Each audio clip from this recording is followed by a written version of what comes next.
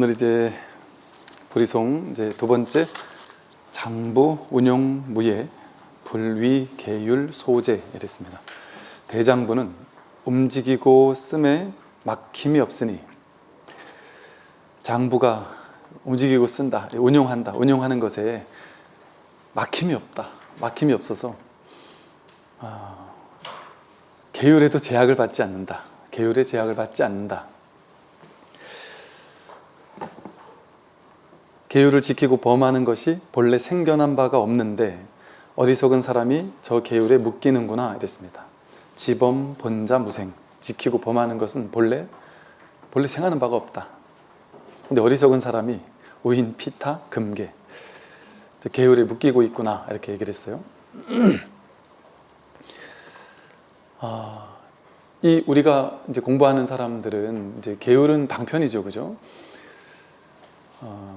계율이 방편인 이유는, 만약에 계율이 실제라면, 이 불교의 특징은 뭐냐면요, 다른 모든 사상, 철학, 종교, 모든 가르침들은 이거는 안 좋은 거고 이건 좋은 거니까 좋은 걸 해라, 안 좋은 건 하지 마라, 그래야 좋은 곳에 간다, 이렇게 안 좋은 것보다 좋은 것을 가르쳐줘요. 그래서 안 좋은 건 탁탁탁 분별해서 가르쳐주고 좋은 것을 착착착 분별해서 가르쳐줘서 좋은 것은 실천해라, 안 좋은 것은 버려라, 이렇게 이제 잘 분별을 해줘요. 취사간택을 이렇게 대신 해주는 거예요.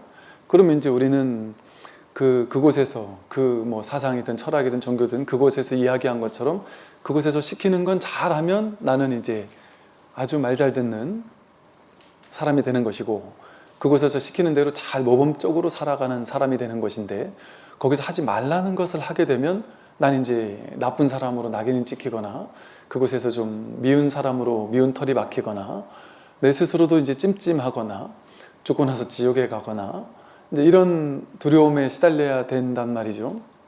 그래서 우리가 사상이니 철학이니 종교니 하는 것들이 전부 다 그렇잖아요. 어떤 게 좋은 일이고 어떤 게 나쁜 일인지를 알려주는 거예요, 우리에게.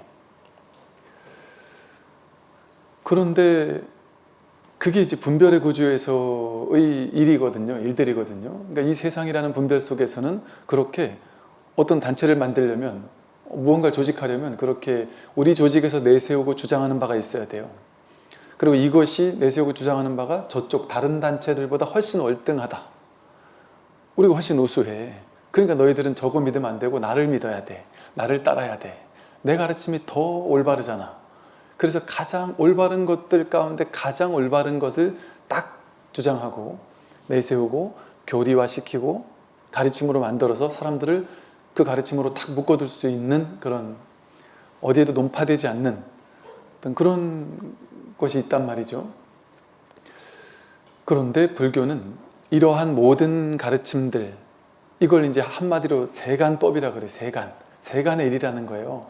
분별해서 어느 게 더 좋은지를 분별해 주는 건 세간의 일이다, 분별의 일이다, 이거죠. 근데 이런 거에 비해서 불교는 출세간법이다 이럽니다. 무분별지다 이러거든요. 무분별, 분별하지 않는 지혜다. 이거를 딱 출세간이라고 한단 말이에요. 불교는 세간 중에 가장 뛰어나고 싶은 마음이 없어요. 세간이라는 꿈에서 깨고 싶은 거지.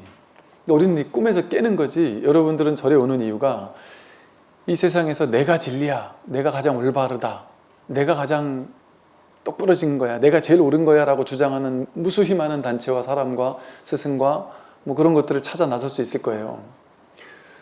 근데 한 곳에 가서 이것이 최고인 줄 알고 그곳에 딱 10년, 20년 공부를 했는데 나중에 보니까 이게 아닌 것 같기도 하고, 교주가 마음에 안 들기도 하고, 교리도 좀 허술한 것 같기도 하고, 그러면 이제 갈아탄단 말이에요. 다른 교리로, 다른 종교로, 다른 걸로 이렇게 이쪽 저쪽 갈아타기를 평생을 해야 된단 말이에요. 왜 그러냐면 옳고 그러면은요, 절대적으로 옳거나 이럴 수가 없어요. 상대적으로 옳고 그럴 수 있을 뿐이지, 분별의 세계에서는. 그러니까 이것이 옳다라고 주장하는 것은 언젠가는 논파되기 마련이고 언젠가는 우리가 그것에 실망하기 마련이에요. 분별법이기 때문에. 근데 이 마음 공부라는 건, 이 불교라는 것은 그러한 분별 속에서 가장 훌륭한 분별을 딱 여러분에게 선물로 주는 그런 종교가 아니란 말이에요. 그런 가르침을 우리에게 딱 선물로 주어서 아, 오케이, 이것만 내가 지키면 되는구나. 그래서 이 불교에 딱 또아리를 틀고 앉아서 머물러서 난 여기서 시키는 것만 하면 돼. 그런 착한 순한 어린 양이 되기를 바라는 게 불교가 아니란 말이죠. 불교는 출세관이에요.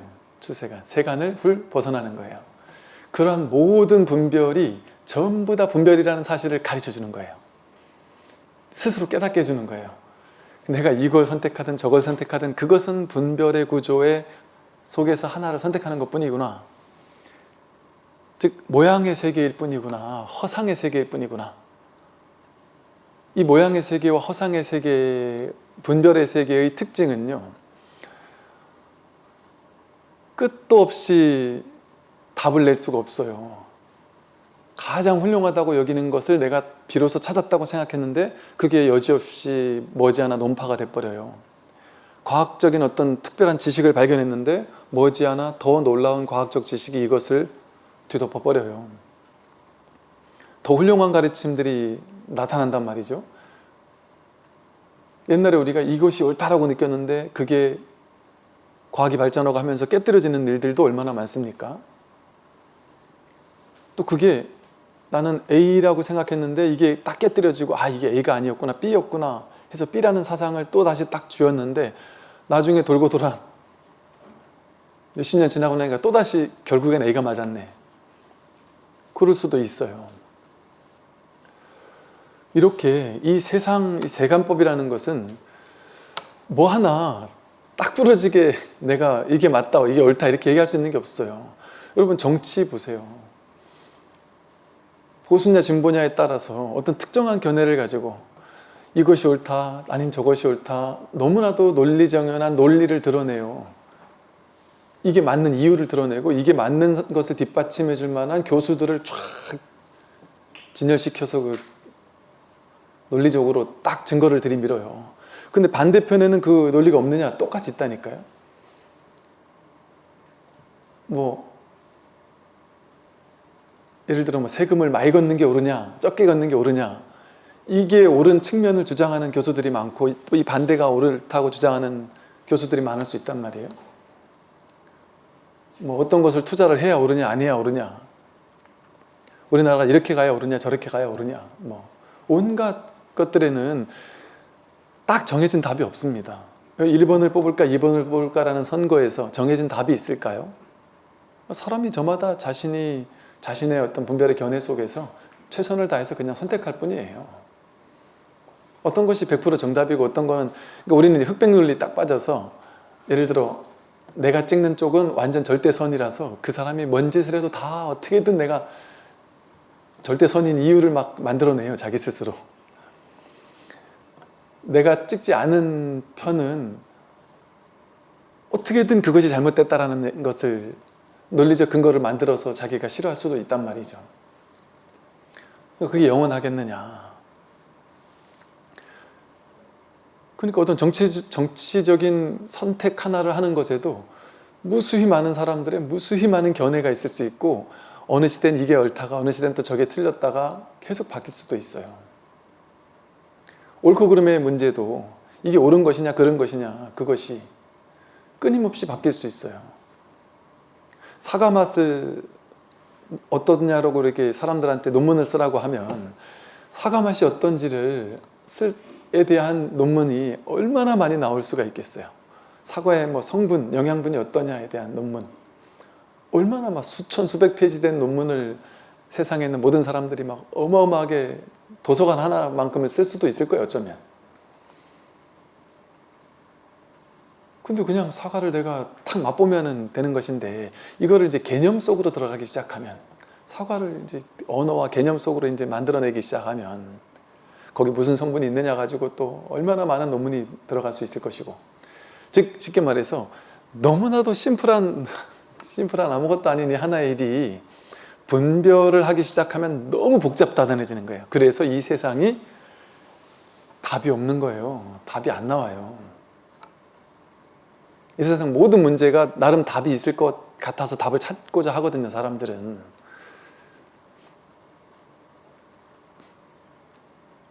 뭐 이제 어떤 분들이 이제 뭐 인터뷰를 해달라 했을 때 어떤 분은 예를 들어 뭐 요즘에 뭐 인권 문제, 동서 간의 갈등, 종교 간의 갈등의 문제, 전쟁의 문제, 온갖 뭐 다양한 뭐 부자와 가난한 사람들 간의 갈등 뭐 이런 거 어떻게 하면은 해결할 수 있을까요? 정치적인 문제 어떻게 하면 해결할 수 있을까요? 경제적인 문제, 이 모든 문제 하나하나를 어떻게 하면 해결할 수 있을까요? 하고 이제 물어본단 말이에요. 그러면 그 분별의 구조 속에서는, 이 세상 속에서는 그거를 이렇게 해결하면 좋다, 저렇게 해결하면 좋다, 이 방법도 써보자, 저 방법도 써보자, 거기에 대한 이해와 원리와 구조가 어떻게 돼서 난 이걸 이런 관점에서 본다, 저런 관점에서 본다, 얼마나 많은 이론도 있을 수 있고 얼마나 많은 해결책들도 저마다 이야기할 것이고 얼마나 복잡하겠어요. 근데 이제 그런 다양한 세상의 이제 문제들을 이제 어떻게 하면 불교적으로 해법을 구할 수 있을까요? 물어보는데, 저는 이제 그 분별의 구조 속에 들어가서 이 문제는 이게 원인이고 이걸 이렇게 해서 저렇게 해야 된다, 그런 답을 내려주는 게 불교가 아니라고 생각을 해요. 그거는 이제 분별 속으로 들어가서, 그건 이제 세상 사람들이 세상 속에서 해야 될 일이죠. 그거는 이제 분별 가지고 하는 거죠. 그건 그거대로 해야 돼요. 근데 이제 이 마음 공부에서는 그 모든 문제들이 일어난 근본적인 원인이 무엇이냐, 그건 동일하게 어떤 갈등의 문제, 어떤 그 문제도 동일하게 분별의 문제 있거든요.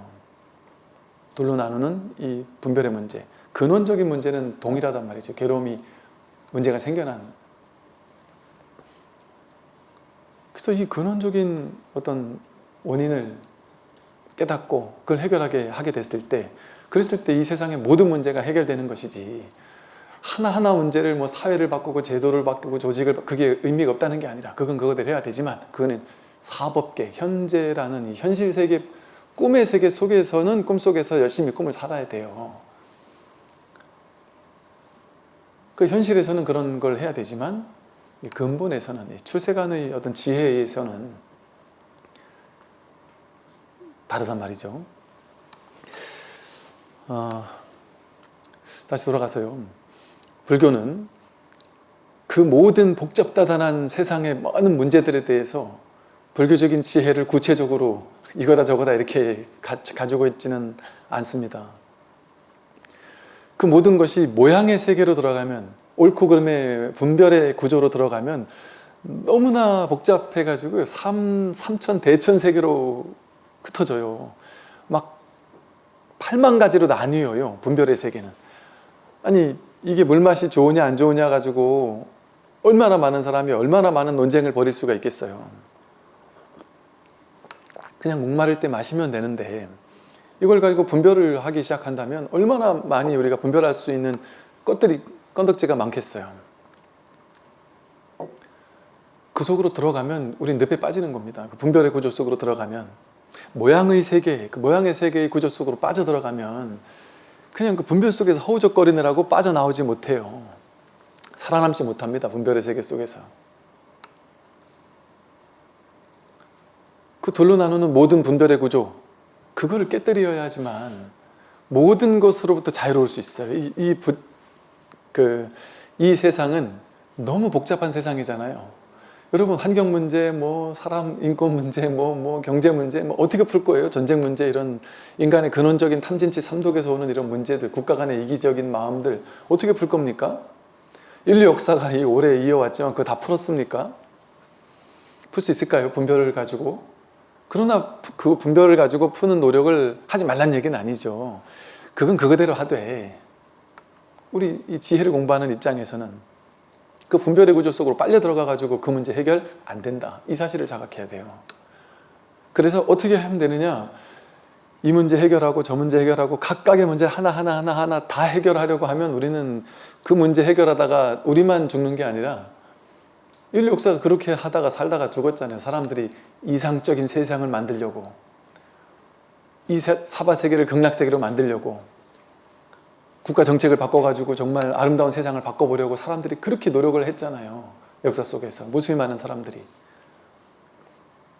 그 완전한 극락이 왔나? 눈앞으로 왔나요? 안 왔어요. 왜? 그것은 분별의 구조 속에서의 허망한 꿈 속에서 꿈의 내용을 바꾸고 싶은 거예요. 꿈속에서 꿈의 내용을 바꾸려면 정말 할 일이 너무 많아요. 꿈속에서 정치, 경제, 사상, 철학만 모든 걸 다 손대야 돼요. 제도를 다 바꿔야 돼요. 완벽한 경제 시스템을 만들어야 되고요. 완벽한 사상 이론이라고 해서 그게 현실과 또 맞아떨어지지 않아요. 그런데 그렇게 해서 그 문제 해결하는 게 아니에요. 이 마음 공부는. 그 모든 분별의 구조 전체가 하나의 꿈이구나라는 사실을 깨달아서 꿈에서 깨고 난 사람이 꿈속에서 정치가 어떻고 경제가 어떻고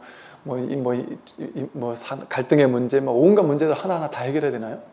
꿈에서 깨면 모든 문제가 다 해결된단 말이에요. 그래서 여러분, 이 마음 공부가 진짜 놀라운 것이요. 세상으로 빠져들어가면 또 내 인생의 하나하나를 해결하려고 하면 우리 인생에 해결해야 될 일들이 얼마나 많습니까? 돈도 벌어야죠. 자식 키워야죠. 명예와 권력 해야죠. 남편과의 관계도 좋아야죠. 친척들 간의 관계도 좋아야죠. 윗집과의 관계도 좋아야죠. 그러면서도 그게 완전해질 수 있나요? 내가 이제 좀 자식도 다 키우고 좋은 대학 보내고 내가 할 만큼 다 해서 이제 좀 편안하다 싶으면 이제 나이가 들어서 건강의 문제, 몸이 자꾸 아파지죠. 돈도 자꾸 이제 없어지죠. 점점 죽음을 향해 가까이 가고 있죠. 내 인생의 문제 다 풀 수 있습니까? 해결할 수 있을까요? 해결 못해요. 결국에는 늙고 병들고 죽어요. 그럼 이 해결하려고 길을 쓰다가 나중에 기력이 빠져 해결 못하다가 죽어가는 거예요. 그럼 우리 살면서 있는 내 인생의 문제, 그 문제 하나하나 다 해결해야 되나요? 그 분별로 들어가가지고 그 하나하나를 다 해결해야 되는 게 아니고, 이 분별의 구조 전체가 어떻게 만들어졌는지에 대한 무분별지를 딱 깨닫게 되면 그냥 모든 문제가 이런 말 좀 저급하지만 한 방에 훅 해결된단 말이에요. 도노라 그래요, 도노. 요즘 사람들 한탕주의, 한 번 그냥 로또 한 번 당첨돼가지고 로또 당첨된다고 해서 인생 한 방에 안 끝나요. 로또가 1조가 당첨된들 늙고 병들고 죽지 않습니까? 로또 당첨됐는데 그 돈 가지고 맛있는 거 비싼 거 잔뜩 사 먹다가 타나서 죽을 수도 있어요. 1조를 번들 내일 죽을 건데 어떡할 거예요? 1조가 아무 의미가 없다니까요. 그런데 제가 말하는 거는 그런 한탕주의가 아니라 진짜 모든 문제를 하나하나, 여러분들 보세요. 이 본문 열심히 듣다가 어느 날 많이 열심히 보이던 분이 한 6개월, 어떤 분들은 2년, 2, 3년, 제가 한 20년 마음 공부를 하다 보니까 어떤 분들은 2, 3년, 3, 4년만 안 보이다가 한 5년 있다가 또 보이기도 하고, 한 3년 있다 보이기도 하고, 한 6개월 안 보이다 보이기도 하고, 짧으면 한두 달 안 보이다 보이기도 하고 이러는 경우들이 있거든요. 이게 뭐냐? 마음 공부를 해야 되겠다고 다 공부하다가 현실의 문제 부딪히는 거예요. 그럼 그 문제부터 해결해야 되니까 거기 가서 한 3개월, 6개월, 1년, 2년, 3년 막 헤매다가 어느 정도 이제 안정이 되고 나면 이제 내가 다시 마음 공부해야지. 또 이제 마음 공부하다가 또 이제 자식 문제 있으면 또 몇 달 고생하다가 백일 기도도 하고 고생하다가 또 다시 이제 내 마음 정리했으니까 이제 공부해야지. 그러면서 이제 현실의 문제 있을 때마다 하나하나 그거 해결해야 된단 말이에요. 그것도 나쁘지 않은데 그건 현실에서는 해야 되는데, 이 마음 공부는 그 모든 복잡다단한 무수히 많은 그 문제들을 너무나도 심플하게, 정말 너무나도 심플한 문제더라고요. 정말 이럴 수가 있나 싶을 정도로 내가 그렇게 스트레스 받았던 이 인간 고의 문제가, 나는 이것도 해결해야 되고 저것도 해결해야 되고 저 문제도 해결해야 되고 온갖 할 일이 많은 줄 알았는데 그런 허다한 일들이 없더란 말이에요. 세상을 구제하기 위해서, 세상을 불국정토로 바꾸기 위해서 얼마나 해야 될 일이 많습니까? 우리가 그거 다 할 수 있을까요? 하나도 제대로 못해요. 내가 경제학자가 돼서 경제를 바꾸고, 정치인이 돼서 정치를 바꾸고, 하나하나 다 할 수 있을까요? 못해요. 그런데 너무나도 심플한 방법으로, 이게 심플하다는 표현이 왜 그러냐면 그런 허다한 게 없으니까, 전부 다 모양의 세계니까. 전부 다 모양이에요. 이거 하나를 논문을 쓰면 무수히 많이 나올 수 있다는 것처럼 전부 다 모양의 세계로 들어가면 그거 해결하기가 만만치가 않아요. 만만치 않은 게 아니라 불가능해요. 왜? 그건 허망한 생각이 만든 쓸데없는 허망 분별의 세계였으니까. 그런데 이 마음 공부를 통해서 그 모든 것이 전체가 전부 다 분별이었다라는 것을 탁 한번 문득 자각하는 것, 그것을 통해 문득 쉬게 된다 이런 표현 불교에서 하요. 문득 한번 쑥 내려간다 이런 표현을 써요.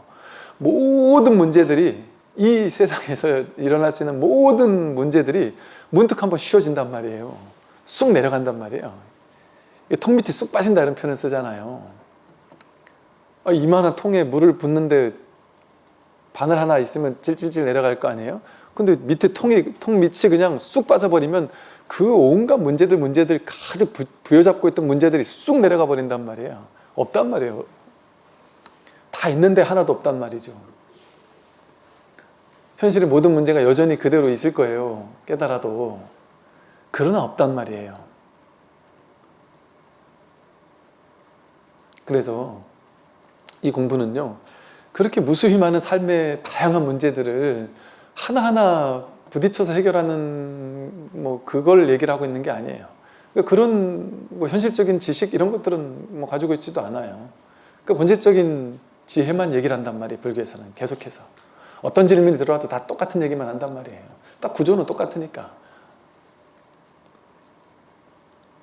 선악의 문제, 여러분 무엇이 선인지 무엇이 악인지 이거 규정할 수 있을까요? 인류 역사 속에 수없이 많은 종교인들이, 사상 철학자들이 이것은 선이고 저것은 악이야, 이건 절대 해야 되고 저건 절대 하면 안 돼, 무수히 많이 주장했고 그 주장을 믿고 따르는 사람들이 얼마나 많아요. 여러분 예를 들어 종교가요, 예를 들어 술 마시지 마라 이런 계율이 있는 종교가 있고, 혹은 같은 종교라도 술 마시지 마라라고 해석한 종교가 있고요, 또 다른 교파에서는 술에 과도하게 취하지 마라 이렇게 해석한 교파가 있을 수 있어요. 그러면 이쪽 교파의 성직자들은 마음껏 술 마셔요. 신도님들하고 마음껏 술 마셔요. 아무 문제 없어요. 이렇게 해석했으니까 우리가. 그런데 같은 경전을 이렇게 해석하면 술 마시면 안 되라고 해석한 교파에서는 똑같은 가르침을 공부하는데 여기선 절대 입에 대면 죄인이에요. 이 사람이, 이 성직자가 자기가 몰래 술을 한잔 했다, 몰래 혼자서 신도님들에게 말 안 하고 혼자 술을 한잔 마셨는데 속으로 얼마나 찜찜하겠어요. 죽고 나서 지옥 갈까 봐. 그분은 다 알 거 아니에요. 위대하신 그분은 다 알 거 아니에요. 딴 사람들은 몰래 숨어서 마셨지만 얼마나 두렵겠어요. 그러면 마시지 말라고 해석한 게 옳은가요? 마시라고 해석한 게 옳은가요? 이게 다 이런 차이 아닌가요? 일주일에 한 번은 반드시 종교 시설에 와야 된다. 초하루나 일요일 날이나 이런 때는 반드시 와야 된다. 안 오면 그건 죄다 라고 교리에서 주장을 딱 한 종교가 있어요. 그러면 그걸 믿는 사람들은 이제부터 일주일에 한 번씩 안 가면, 한 달에 한 번 안 가면 찜찜할 뿐만 아니라 죄의식을 느끼면서 나는 잘못한 사람이구나, 나는 심지어 사람에게만 잘못한 게 아니라 저 있는 그 가장 위대하신 그분께 나는 지금 큰 죄를 짓고 있구나, 이런 두려움에 빠져서 평생을 살아야 돼요.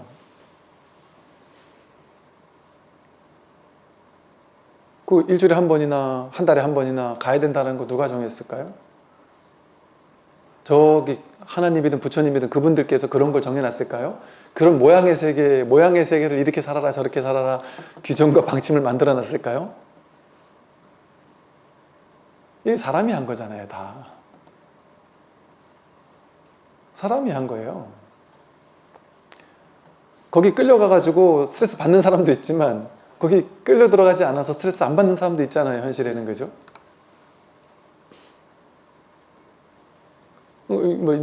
아까 이제 술 얘기를 했으니까 예를 들어 불교는 어떤가요? 불교는 술 먹으면 안 되나요? 먹어도 되나요? 제가 이제 군에 있을 때 이제 장병들을 위한 5개에 대해서 이제 살생하지 마라, 도둑질하지 마라 이렇게 맨 마지막에 술 마시지 마라를 이제 뭐라고 써 있냐면요, 술에 취하지 마라 이렇게 써 있거든요. 어느 불교 성전에는 술 마시지 마라라고 써 있을 수도 있어요. 근데 이렇게 군 장병들 법요집에는 술에 취하지 마라라고 써놨어요. 이것부터가 이게 말이 됩니까? 만약에 종교가 딱 정해진 세팅, 그분께서 절대자가 세팅한 정해진 대로 가야 되는 게 진리일 거 아니겠어요? 보통 우리 문자주의 이런 걸 따진다면, 문자 그대로 진리라면 근데 불교에서 왜 이렇게 지멋대로 융통성 있게 해석할까요? 그 정해진 게 없어서 그래요.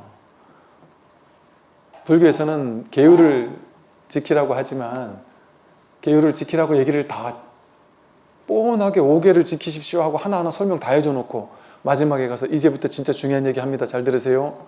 해놓고 지금까지 시큰 지키라 해놓고 지키라는 얘기는 방편이 있단 말이에요. 방편의 가르침이었단 말이에요.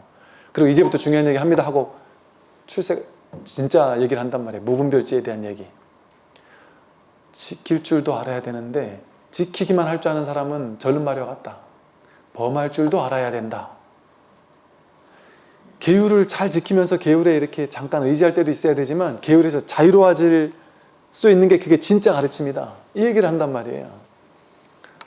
죄를 사참회라고 해서 현실에 하나하나를 참회하는 방법을 가르쳐줘 놓고 거짓말한 거 참회합니다. 살생한 거 참회합니다. 노숙질한 거 참회합니다. 시박 참회 하나하나 하라고 기고시켜놓고 그 방법까지 살생 중재 금일 참회, 투도 중재 금일 참회 하면서 막 절도 하라고 시키고 온갖 참회 방법 다 얘기해 놓고 나서 또 가서 뭔 얘기를 해요.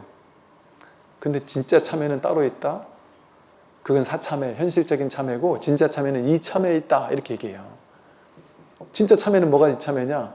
참회할 게 본래 없다라는 사실을 깨닫는 거. 본래 죄가 없다라는 사실을 깨닫는 거. 그게 진짜 참회다. 선악이라는 그 틀에서 완전 놓여나는 것. 그게 진짜 참회다. 그게 걸림없는 사람 아닙니까?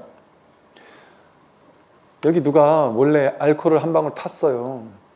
이걸 먹으면 죄가 되고 안 먹으면 죄가 안 된다? 부처님 당시에도 그런 일이 있었거든요. 오후 불식하니까 오후에는 안 먹잖아요. 근데 그게 우리나라도 오후 불식 이렇게 할 필요가 없어요. 그 당시 인도는 너무 더운 나라잖아요.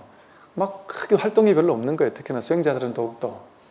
그럼 먹고 앉아서 자산하고 하니까 너무 더운 나라니까 운동도 많이 하지 않으니까 크게 소화가 안 되니까 마시는 것만으로도 충분히 배가 유지가 된단 말이에요. 근데 이제 제가 인도에 있는 스님하고 같이 며칠을 다니면서 보니까 그 스님이 오후 불식한다고 해서 처음엔 되게 존경스럽게 봤는데 저는 오후에 밥을 먹는데 그 스님은 안 먹겠다 그래서 야 우리 둘이니까 괜찮아 먹으라고 그랬는데도 아니라고 안 먹는다는 거예요. 근데 보니까 내가 뭐 그래도 뭐 드시고 싶은 거 드시라 그랬더니 저는 이게 마실 거만 먹겠다는 거예요. 마실 거는 허용된다고. 차라리 밥을 먹는 게 낫겠다 싶을 정도로 마실 걸 얼마나 많이 드시는지 그 마실 게 이제 그 저거죠. 인도에 가면은 곳곳에 이제 뭐 바나나니 무슨 과일들, 오렌지니 이런 것들 막 통으로 갈아줘요. 통으로 간 과일을 얼마나 많이 드시는지. 더울 때 너무 오래 걸어 다니면 먹어야 되죠. 이렇게 이제 시대에 따라서 이게 달라지겠죠. 이제 계율도. 옛날 큰 스님들은 시장 통에 다니면서 시장에서 시장 계시는 분들, 막걸리 드시는 분들하고 같이 앉아서 막걸리 먹고 같이 춤을 추고 노래를 부르고 그랬다 그래요. 그러면서 그들을 구제했다 그래요. 동사섭. 좋게 말하면 동사섭이란 말이에요. 동사섭. 그 일을 하는 사람과 같은 일을 하면서 같은 걸 먹으면서 같은 행위를 하면서 같은 동사, 같은 일을 하면서 그들을 섭수해서 구제한다. 하는 거거든요. 유마경에는 더 충격적인 얘기들이 나와요. 창녀를 구제하기 위해서는 창녀 집에도 들어갔다 나온다. 그러지 않으면 이건 깨달음이 아니다. 뭐 이런 식의 얘기가 나와요. 그게 말 그대로 진실을 얘기를 하는, 말 그대로 그렇게 하라는 얘기가 아니에요. 진리가 그렇게 따로 둘로 나뉘어져 있을 수가 없다는 얘기예요. 여러분들이 나는 제가자니까 거룩하지 못한데 저 산속에서 풀만 드시면서 농산일 하시고 참선만 하고 그냥 몸에 좋은 건강하고 깔끔한 음식만 드시면서 술, 담배 입에 안 대면서 그렇게 사시는 분은 거룩하실 거라는 이제 이미지, 상 이걸 가지고 있잖아요. 근데 나는 세간에서 먹을 거 다 먹고 이래 사니까 나는 거룩하지 않아 라는 상을 가지고 있잖아요. 그게 현상세계에서는 맞아요. 현상세계에서는. 현실의 법계에서는 맞아요. 그러니까 우리는 존경하는 거예요. 그런데 그게 이 진실의 입장에서도 그렇게 둘로 차별되느냐? 그 거룩함이 그런 데서 나오느냐? 전혀 그렇지 않습니다. 거룩함은 본연청정이라는 말 들어보셨나 모르겠어요. 뭘 먹고 안 먹고에 따라, 술을 마시고 안 마시고에 따라 청정하냐 청정하지 않느냐가 나뉘어지는 게 아니고, 계율을 지키냐 지키지 않느냐에 따라서 청정함이 나뉘어지는 게 아니라, 진짜 청정함은 본연 청정이에요. 한 번도 청정함에서 오염된 적이 없습니다. 그게 진짜 청정이에요. 그것을 깨닫는 게 진짜 청정이에요. 그러니까 내가 이 불교에서 출가 정신은, 출가 정신 이런 표현 쓰잖아요. 출가는 형식적인 겉모습 출가, 겉모습의 출가는 사회적 제도적 출가인데, 진짜 출가는 뭐냐면 심출가인 거예요. 출가 정신이 진짜 출가인 거예요. 어떤 게 출가 정신일까요?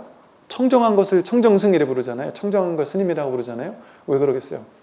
아, 본래 청정하구나라는 사실을 깨달은 분을 스님이라고 부른단 말이에요. 혹은 본래 청정이라는 이 자리를 깨닫기 위해서 공부하는 분들을 수행자, 승려라고 부르는 거예요. 우리 모두가 수행자인 거예요. 지금은 정말이지, 현상세계로 봤을 때는 이것을 입었느냐 헤어스타일을 바꿨느냐에 따라서 스님이냐 속이냐가 겉으로 봤을 땐 주어지는 것 같지만, 제가 보는 또 다른 눈, 부처님 요 위에 이게 또 다른 눈이 있잖아요. 그죠? 부처님의 지혜의 해안이나 법안이나 불안으로 본다면, 절집안에도 속인들이 있겠죠? 머리 깎은 속인들이 있을 수 있을 거예요, 아마. 많지는 않겠지만 있을 거예요, 아마.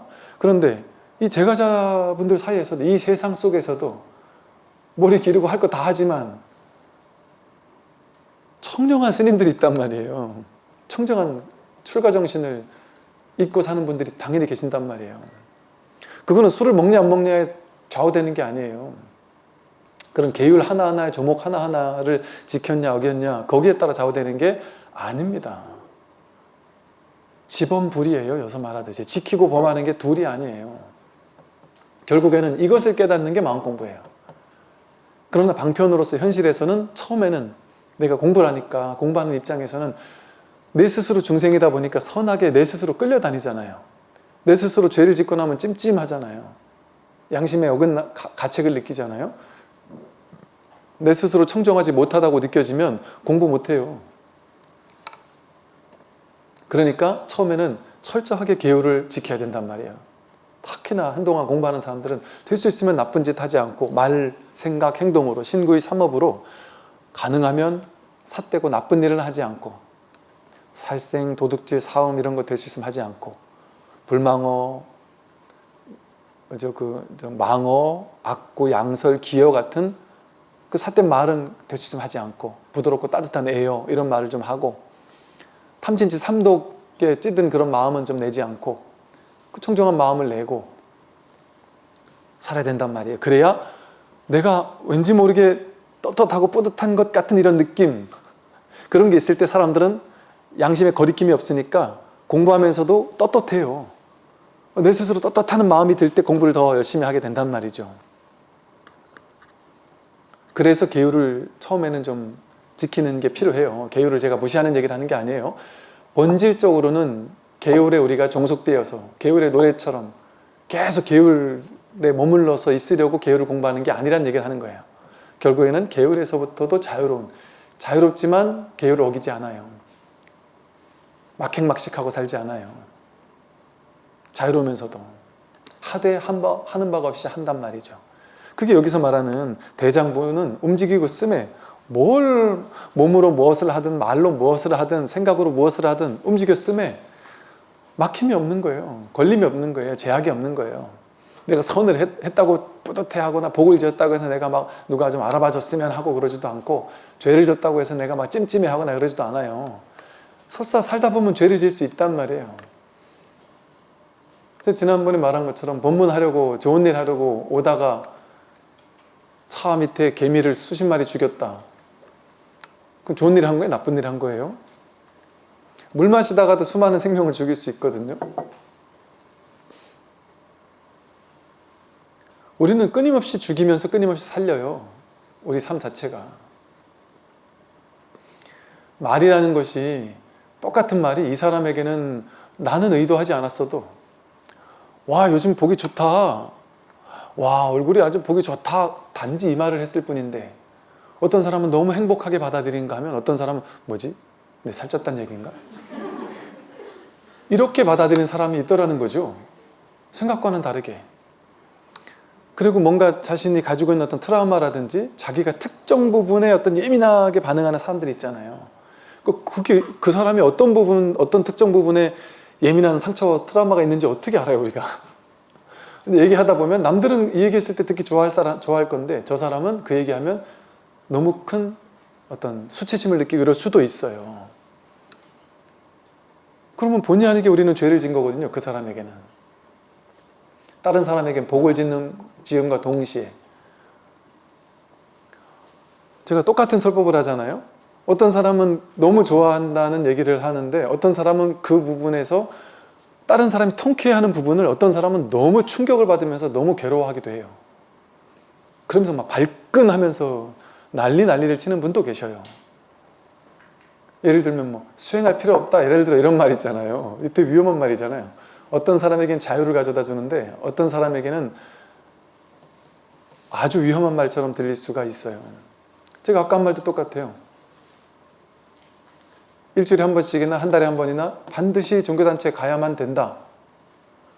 그걸 곧이곧대로 진리라고 믿느냐라고 이런 식의 얘기를 했을 때 우리들은 좀 자유로워지겠죠? 예를 들면 아, 그렇지. 내 마음이 중요한 거지. 내가 내 일 때문에, 내 현실 때문에 너무 힘들어서 어쩔 수 없이 못 가는데 내가 맨날 이렇게 죄의식을 느끼고 살아야 되나? 자유롭게 당당하게 떳떳하게 안 가도 된단 말이에요. 내가 부처니까.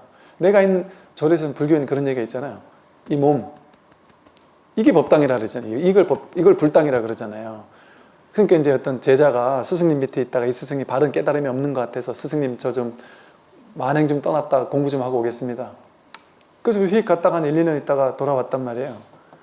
그래서 다시 그 스승을 모시고 사는데 스승 등 이렇게 때를 밀어주다가 이 제자가 스승한테 이 제자는 이미 갔다 깨닫고 온 거예요. 자기 스승을 깨우치게 해주고 싶은데 괜히 또 이렇게 너무 그렇게 하면 안 되니까 툭툭 한마디씩 던지는 거죠. 등을 이렇게 밀어들이다가 몸은 거룩한 장엄한 불당인데 이 안에 부처가 없구나. 이런단 말이에요. 제자가 스승한테 이놈이 미쳤나? 이게 눈동자 쳐다보니까 왜요? 제가 뭐라 그랬어요? 이러고 이제 슥 지나간단 말이죠.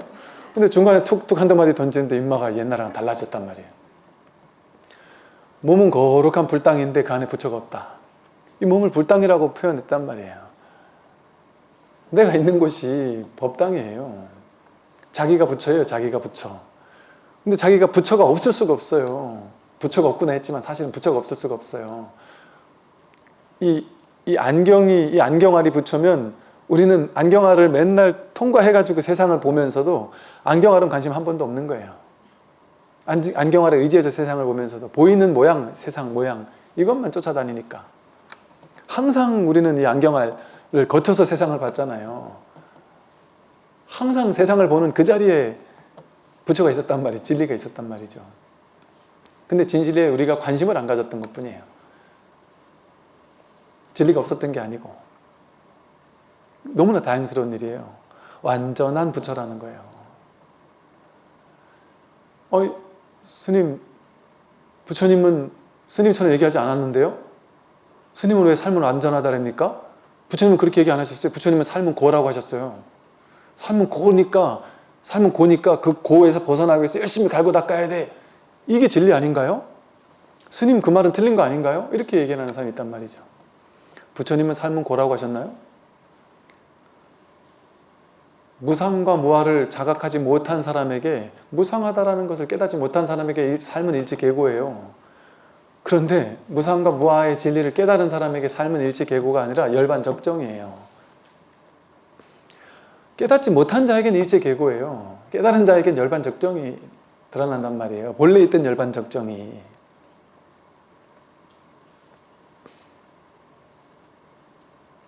그래서 저는 제가 삶은 이대로 완전하다라고 할 때는 법의 자리에서 하는 얘기란 말이에요. 법의 자리 입장에서 하는 얘기란 말이에요. 중생의 어리석은 분별심의 입장에서 하는 얘기가 아니라 무분별지 입장에서 하는 소리란 말이에요. 그러니까 분별하는 입장에서 들으면 틀린 말 같이 느껴지죠. 이런 말에도 발끈하는 사람이 있다니까요. 삶은 이대로 완전하다고 말하는데 또 발끈해요. 아주 기분 나빠요. 삶은 고라고 하면서 열심히 갈고 닦아야 한다는 말을 더 좋아 할 수는 있는데 그럼 저 양반은 도대체 왜 저런 말을 할까? 거기에 대해서 궁금해야 된단 말이에요. 공부하는 사람 입장에서라면. 내가 공부하던 입장과 전혀 다른 얘기를 하는 스님이 나타났어요. 그러면 막 발끈하는 업이 아직 있다면 어쩔 수 없는데, 이제 내가 정말 한번 공부해 보겠다는 입장에서라면 뭘까 도대체? 저 사람은 왜 내가 지금까지 공부하던 불교와 전혀 다른 불교를 저렇게 얘기를 할까? 한두 번도 아니고 매주 나와가지고 유튜브 틀면 맨날 나오는데 짜증나 죽겠는데 맨날 똑같은 얘기를 왜 맨날 저렇게 하는 걸까? 내가 뭔가 잘못 알고 있는 게 아닌가 하고 돌이킬 줄 알아야 된단 말이에요. 이거 못하면 안 된단 말이에요. 스님분들 중에도 그런 분들 많이 계세요. 처음에는 저놈이 절에 지금 신자 떨어진 소리 자꾸 저렇게 하고 있네 싶어서 막 화가 나다가 저렇게 자꾸 얘기를 하니까 전혀 아닌데 왜 자꾸 저렇게 아닌 얘기를 자꾸 하지? 열심히 갈고 닦아야 되지. 저게 말이 되는 소리야. 이렇게 막 흥분해서 막 기분 나쁘고 화가 나다가 이상하게 자꾸 나도 모르게 욕하면서 듣다 보니까 뭐지? 내가 모르는 뭔가가 있나? 내가 지금까지 전혀 내 감 잡지 못하던 뭔가가 있는 건 아닐까라는 가능성을 나도 모르게 자꾸 그 마음이 이렇게 가더라는 거예요. 내가 모르는 얘기가 있을 때는 이렇게 마음을 좀 열 필요가 있어요. 그래야만 공부할 수 있어요. 그 공부하는 사람의 자세거든요. 마음을 열고 공부하는 것. 내가 아는 게 전부야 라고 해서 딱 굳어버리면, 거기 딱 사로잡혀버리면 공부 못해요. 제가 공부를 본격적으로 하기 시작한 것은 저의 과거를 완전히 부정했을 때예요. 제가 지금까지 공부했던 것을 완전히 부정했을 때 비로소 가능했던 거예요. 내가 지금까지 공부한 거 딱 쥐고 있는 동안은 안 돼요. 모든 걸 다 몰록 내려놔야지만 공부를 할 수 있어요. 이게 용기예요. 이게 지혜고. 우리 가슴 한구석에서는 그렇게 하고 싶어 한단 말이에요. 머리는 지금 자꾸 아니야 해도 가슴의 어떤 부분에서는 자꾸 이게 뭘까 하고 궁금해 한단 말이에요. 그래서 딱 이 자리로 내가 이걸 한번 공부해 봐야 되겠다 하고 마음을 탁 돌이키는 그 회심의 순간이 있어요. 첫 번째 돌이킴의 순간이 있단 말이에요. 그럼 이제 이 흐름을 타기 시작한단 말이에요. 머릿속에 막 법문 들으면서 이건 맞고 저건 틀렸어 이렇게 듣다가 나중에는 이렇게 내가 공부할 수가 없겠구나 이렇게 해서는 일단 내가 사기당한다 생각하고 탁 내려놓고 그냥 한번 공부해보자. 물론 이럴 때까지는 뭐 믿음이 필요하겠죠. 그러니까 불법성 3보에 대한 믿음을 얘기를 하는 거예요, 불교에서. 이 믿음이 없으면, 공부에 대한 믿음이 없으면 이 공부 못하니까. 그래서 그래서 여러분 이 말 이해 가시죠? 그 불교는 되게 위험한 종교예요. 옛날부터 원래 그랬어요. 그래서 실제로요, 역사 속에 보면요, 불교에서 깨달았다 하는 사람 있잖아요. 어느 날 갑자기 제거된 일들도 야사에서는 종종 있었어요. 깨달았다 하는 사람은 위험하거든요. 위험한 얘기하거든요. 세상은 지금 같은 시대는 이제 깨어있는 시대니까 이런 얘기를 막 이런 데서 해도 괜찮은데 옛날 같은 시대에서는 위험하다고 봤어요. 왜? 세상은 정확히 선악을 딱 나눠놓고 이건 하지 말고 이건 해 이렇게 가르쳐줘야 되거든요. 그 당시 세계는. 그런데 이 깨달은 사람은 선악 그런 게 본래 없어. 계율 지키고 범하는 게 둘이 아니야. 이런 위험한 얘기를 하면 왠지 이걸 시대를 파탄하는 것 같고 막 국가를 뒤집으려는 사람 같고 사회 질서를 막 무너뜨리는 사람 같이 이렇게 느껴질 수도 있단 말이죠. 안 그렇겠습니까? 위험하잖아요. 그러니까 옛날부터 사자상승 얘기 들어보셨죠? 스승과 제자 간에 은밀하게 상승해 왔단 말이에요. 이 공부는 전등한다 그러잖아요. 전등. 법의 등불을 내가 제자에게만 호토로 전한다 이런 말을 써요.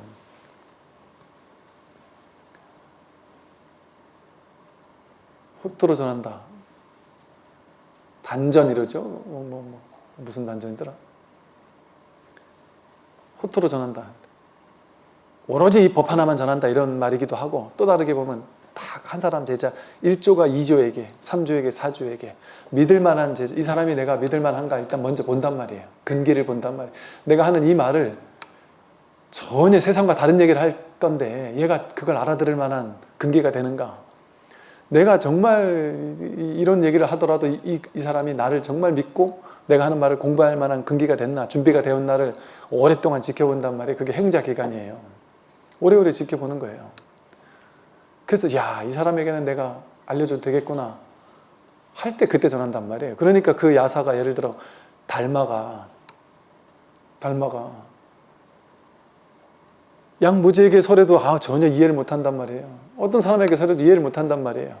그러니까 휙 잠적해버렸어요. 이제 강 넘어가가지고 야, 이것을 누구에게 설할 수가 없구나, 이걸 받아들일 수 있는 사람이 없구나 좌절했단 말이에요. 그 해가가 찾아왔는데 알려주십시오 알려주십시오 해도 달마는 벽만 쳐다보고 있었단 말이에요. 눈이 내리는 어느 날 해가가 자기 팔을 잘라가면서 자신의 정말 이 공부하고자 하는 마음을 보여줬을 때 그때 내가 너에게 전하겠다 하고 법을 전했단 말이에요. 뭐 진짜인지 모르겠지만 우리가 이렇게 펴서 쓰듯이 살짝 힘이 났는지 어떤지 모르겠지만 부처님도 그러셨잖아요. 처음 깨닫고 나서 와, 이거를 내가 사람들한테 전한다? 전할 수 있을까? 전하는 게 가능할까? 이걸 이해하는 사람이 있을까? 이걸 말로 이 무분별지를 분별의 도구인 언어를 가지고 전한다? 이게 가능할까? 이걸 내 말을 알아듣는 게 아니라 내가 말하고자 하는 그 낙처, 이 마음을 알아듣는 사람이 있을 수 있을까?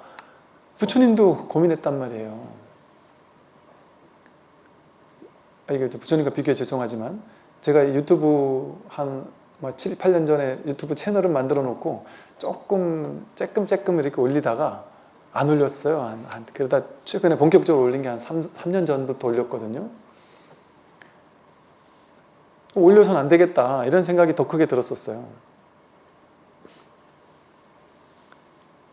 그러다 어느 순간 부딪혀보자, 시험해보자, 되나 안 되나 한번 시험해보자. 내가 지금 봤을 때는 시대가 바뀐 것 같다.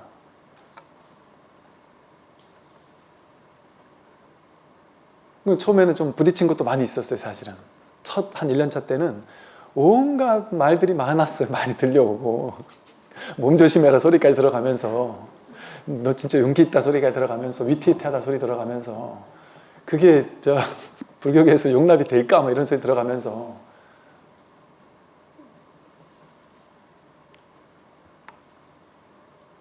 이게 이 법이 이런 거예요. 이 불이송 보세요. 이게 되게 위험한 말이잖아요. 딱 봐도 위험한 말이에요. 어찌 보면 우리는 그냥 원래 불교가 이런 거지 하고 별 생각 없이 들으니까 그냥 그런가 보다 듣는데, 많이 들어본 거니까 우리 익숙하니까 그냥 듣는데 언뜻 보기에는 이게 위험한 얘기 아니겠어요? 그럼 이거 잘못 들으면 어떻겠어요? 막행망식하면서 사는 사람도 생기지 않겠어요? 야, 계율을 지키고 어기는 게 별 둘이 아니라더라. 막행막식하는 사람들이 생길 수 있어요. 자기가 그런 안목이 되지도 못하면서 그렇게 사는 사람이 나타날 수도 있단 말이죠. 그래서 바른 안목을 갖추고 나야 사실 이게 이해가 되는, 이렇게 말할 수 있는 입장이 있어요. 그래서 여러분, 그러니까 이 불이법은 좀 감안해서 들으셔야 되고, 내가 분별심 입장에서 이해 안 되는 게 많을 수 있어요. 또 분별심 입장에서 심지어는 막 대들고 따지고 싶은, 화가 나는 이런 얘기도 있을 수 있어요.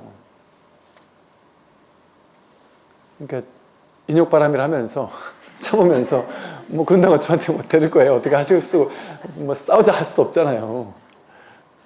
그냥 한번 듣게 되면 들어보시는 거예요. 그냥 듣다 보면 이게 그냥 너무나도 자연스럽게 소화가 돼요. 하나하나 물어볼 필요가 없어요. 여러분 처음에 한 몇 개월 듣다 보면 질문이 너무 많을 거예요. 그것도 화나는 질문들이 많을 거예요. 싸우자고 와가지고 막 질문하는 사람들이 있다니까요. 그냥 딱 입 닫고 한 6개월만 듣고 나면 거의 질문하러 안 올 거예요. 아마 당연히 안 올 거예요. 대부분 스스로 해결 다 되니까. 너무 그것도 억지로 머리로 해석한 게 아니라 그냥 저절로 자연스럽게 당연한 얘기를 그렇게 하고 있네. 맨날 뭐 당연한 얘기, 뻔한 얘기만 하고 있네. 저렇게도 얘기할 수 있겠네. 저렇게도 얘기할 수 있겠네. 오늘은 좀 방편을 좀 세게 쓰네. 그 훤히 이렇게 보인단 말이에요.